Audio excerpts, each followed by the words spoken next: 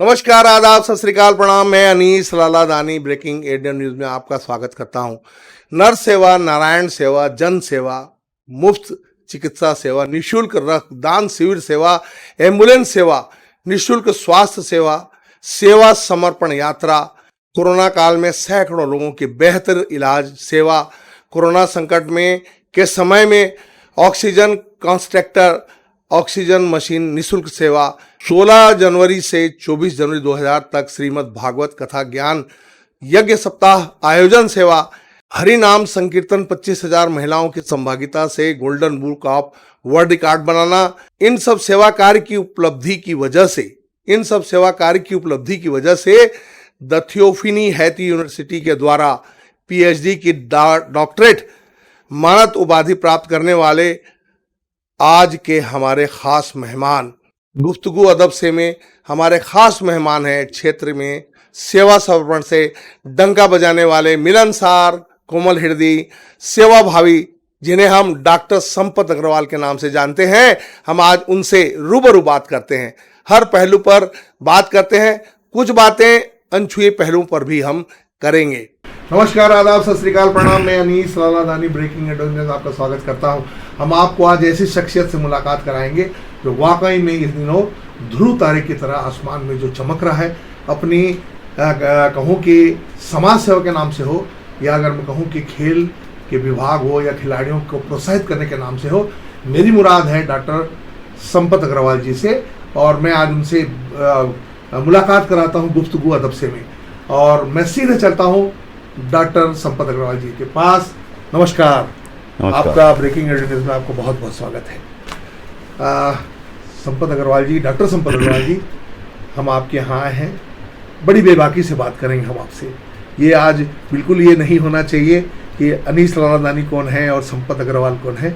सबसे पहला सवाल मेरा जो ये है कि अभी वर्तमान में आप जो खेल महोत्सव करने वाले हैं, इसके बारे में मुझे सबसे पहले बताइए, फिर मैं बाकी सवाल करूंगा कि खेल महोत्सव का कराने का आप में जज्बा कहाँ से आया।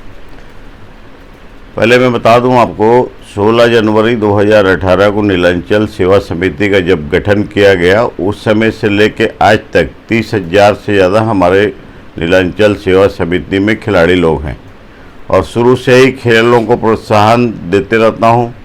उनके लिए कबड्डी वालों के लिए मैट मंगा के देना, जूडो कराटे वालों के लिए मैट मंगा के प्रशिक्षण देना, ये सब तो चलते ही रहता है, और समय समय पे इस टाइप के आयोजन भी होते रहते हैं।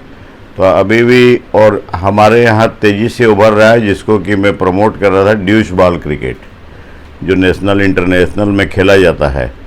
तो उसके अभी 55 टीमें हैं हमारे बसना विधानसभा में, उनका मैच कराने का निर्णय लिए। तो साथ में फिर वॉलीबॉल के भी बहुत सारे खिलाड़ी हैं, कबड्डी के भी हैं। तो सभी खेलों का अभी 15 अप्रैल से लेकर 10 मई तक आयोजन रखा गया है। जी, दूसरा सवाल मेरा ये है कि आपकी जो नीलांचल सेवा समिति है, तो उसका सबसे पहला उद्देश्य है कि नर सेवा नारायण सेवा। सर, ये आपको कहाँ से प्रोत्साहन मिला? हमारा जो क्षेत्र है अति पिछड़ा हुआ है लोगों को, और जानकारी के अभाव में लोग आँखों का भी इलाज नहीं करा पाते हैं। अभी कम से कम 10,000 लोगों का निःशुल्क मोतियाबिंद का ऑपरेशन आज तक हम लोग करवा चुके हैं। तो इसलिए नर सेवा नारायण सेवा, ऐसे लोगों की सेवा करते समय एक आत्मिक प्रसन्नता होती है कि अगर इनके सेवा कोई इस टाइप का कोई समाज सेवी संस्था या व्यक्ति आगे आके नहीं करेगा, तो हमारे क्षेत्र में वाकई इलाज के नाम में दुर्दशा जो हो रही थी, उसी को हम लोग कंट्रोल करने के लिए नर सेवा नारायण सेवा का उद्देश्य से सेवा कार्य प्रारंभ किया। एक बात मैंने और कहीं पढ़ी है और सुना है कि आपके समिति में 1 लाख से ज़्यादा लोग जो है सदस्य हैं, ये बात क्या सही है? हमारे समिति में अभी वर्तमान में आज की तारीख में 1,27,000 महिला पुरुष करके सदस्य बन चुके हैं, जो कि टारगेट है बहुत जल्दी 2-3 महीने के अंदर में 1.5 लाख से ऊपर सदस्य हो जाएंगे। दूसरा सवाल अब मैं लौटता हूँ, आपकी जो बचपन, आपकी जो शुरुआती शिक्षा दीक्षा और आपका पारिवारिक माहौल, ये 3 सवाल आपके साथ करता हूँ सर। पारिवारिक माहौल शुरू से ही और हमारे पिता से ही विरासत में मिला, सेवा कार्यों में रहते ही थे वो, और बचपन चूँकि वही मैं बोला, इस क्षेत्र का जहाँ जिस क्षेत्र की मैं सेवा कर रहा हूँ, मैं पहली क्लास से लेके और मेरी जो भी शिक्षा मैट्रिक तक तो यही हुई है, इसलिए इस क्षेत्र को भली भांति शुरू से बचपन से ही जानता हूँ। इसलिए मन में जज्बा था पहले भी। बाकी मेरे 3 बेटे हैं, काम व्यापार था। जब मैं सबसे निवृत्त हो गया तो मैं सेवा कार्य करने का अपना बीड़ा उठाया और उस काम में सक्सेस हैं, लोगों का सहयोग भी मिल रहा है। हम दोनों बाल सखा रहे हैं। कोई ऐसी याद आपकी बचपन की, कोई ऐसी याद जो आप साझा करना चाहें बचपन की, वो जो आज के बच्चों में वो नहीं है, जो एक तरह से वो बच्चों को एक शिक्षा भी हो? आज के बच्चे में और हम लोगों के में ज़मीन आसमान का अंतर था। हम लोग जाते थे, कोई छोटा बड़ा का भेदभाव नहीं, और सीधा जाके पहले झाड़ू लगाना, चटपट्टी बिछाना, नीचे बैठना। उसके बाद में देखे एक पीरियड खाली है तो टीचर बोलते थे जाओ बागवानी करो, तो जाके घास खोदना, ठीक करना। आज के बच्चों में वो चीज़ें नहीं तो है। वो केस हो जाएगा वो। क्या? तीसरी सवाल ये है, मैं आपसे जानना चाहता हूँ कि आपका जो वैवाहिक जीवन, जब से आपने विवाह किया, फिर आपके बच्चे हुए, और आज आप एकदम से चंद सालों में आपने ये जो आप रूप पकड़ा है, तो इसमें आपका वैवाहिक जीवन और पारिवारिक जीवन कहीं प्रेरित या अगर कहूँ कि आपके विरुद्ध तो नहीं जाता है? नहीं, सबका सपोर्ट है मेरे को। 13 जुलाई 1983 को हमारी शादी हुई थी।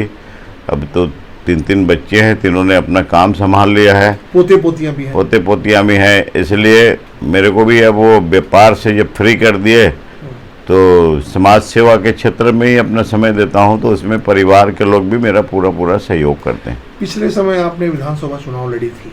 मैं जबकि राजनीतिक की बात नहीं करूँगा, फिर भी कहना चाहता हूँ कि पिछले टाइम आपने चुनाव लड़ी थी और आपको बहुत अच्छा अनुभव भी है। तो बस एक ही सवाल चाहूँगा कि आने वाला समय क्या बताता है? देखिए, सेवा का जो काम है, सेवा एक ही टाइप की नहीं होती, खाली लोगों को हॉस्पिटल पहुंचाना या शिक्षा या खेल कूद। उसके अलावा भी हमारे क्षेत्र में सड़क, नाली निर्माण, मूलभूत बहुत सारी पानी की समस्या, बहुत समस्या है। तो उसके लिए यदि कोई पावर में बैठा है तो सेवा कार्य 10 गुना आगे बढ़े करके यहाँ की जनता की मांग थी और चुनाव लड़े। और आगे भी यदि पार्टी ने चाहा, जो कि मैं भारतीय जनता पार्टी का सदस्य हूँ, उनका आशीर्वाद रहा तो ठीक है, और नहीं तो सेवा कार्य तो हमारा ऐसे ही चलते रहेगा। अभी जो आप कर रहे हैं 15 तारीख से 15 अप्रैल से 5 मई तक, अभी जो कार्यक्रम आप कर रहे हैं, खेल महोत्सव जो है, इसकी थोड़ी रूपरेखा बताइए सर। कहाँ कहाँ होगी, कैसा होगा? सिंघनपुर हमारे बसना विधानसभा में ही आता है, सरायपाली और बसना के बीच में है। वहाँ 15 अप्रैल को उद्घाटन शिरोमणि है ड्यूस बाल क्रिकेट का, और 3 मई को समापन है। उसके बाद में 7, 8, 9, 10 पिथौरा में और वॉलीबॉल और कबड्डी का नाइट मैच होगा, और ये वाला क्रिकेट का डे मैच होगा। जी। दूसरी बात मैं आपसे जानना चाहता हूँ कि अगर हम मान के चलें कि बीजेपी आपको टिकट देती है, तो आप हटकर ऐसा क्या लोगों को बताना चाहेंगे जो और लोगों से हटकर, सर सड़क समस्या है, पानी की समस्या है, शिक्षा की समस्या है, ये तो सब अपने उसमें रखते हैं, आप में ऐसा क्या चीज़ है? वैसे तो दिख रहा है कि आप में कुछ तो चीज़ है जो लोग आपकी तरफ प्रेरित है, लेकिन आप एक ऐसा कोई 2 ऐसा मुद्दा बताइए जो लोगों को समझ में आए। एक मुद्दा तो यह है कि आज तक जिन प्रतिनिधियों ने जो काम नहीं किया है, यहाँ की समस्याओं के ऊपर ध्यान नहीं दिया है, उसमें ध्यान देके, चूँकि मैं यहीं पे जन्मा हूँ इसीलिए हर समस्या से मैं अवगत हूँ, वो करना है। दूसरा, लॉन्ग टाइम के लिए यहाँ के युवक युवतियों को पीढ़ी दर पीढ़ी रोजगार मिले, तो ऐसे कोई भी कल कारखाना, कंपनियाँ कोई स्थापित हो जाए, ताकि यहाँ के हम लोगों को और बेरोजगारी से निजात मिले और लोगों को रोजगार मिले। ये मेरा एक विज़न है। आखिरी सवाल आपसे कि चूँकि आप जो है आप नामी ग्रामी हो गए हैं, लोग आपको जानते हैं, मानते भी हैं, तो मैं आपसे सिर्फ आखिरी सवाल ये करना चाहूँगा कि युवा वर्ग को और वर्तमान में समाज की दशा दिशा जा रही है, इन दोनों चीज़ों के लिए आप क्या कहना चाहेंगे? युवा वर्ग को सबको एकजुट होके और जाति धर्म का भेदभाव मिटा के और सबको एक साथ मिल के रहना चाहिए। खेल है तो खेल भावना से खेलें, पढ़ाई है तो पढ़ाई में उच्च डिग्री को प्राप्त करें और समाज में अपने अपने धर्म के प्रति और समर्पित रहें। तो धर्म के प्रति जैसे अभी श्रीमद् भागवत कथा का आयोजन हमने करवाया था, 25,000 हमारी बहनों ने एक साथ कलश लेके चले थे। तो धर्म से भी और आपसी एकता और भाईचारे की भावना बढ़ती है। उस कार्यक्रम में यहाँ के हर समाज के हर धर्म के लोगों ने बढ़ चढ़ के सहयोग दिया था, हिस्सा लिया था। तो इसीलिए धर्म भी समाज के लोगों को जरूरी है, उससे जुड़े रहें। उसी से ही बहुत सारे बीमारियों का भी नाश होता है और आपस की एकता और भाईचारा बनती है। बहुत बहुत शुक्रिया, आपने हमको वक्त दिया। धन्यवाद।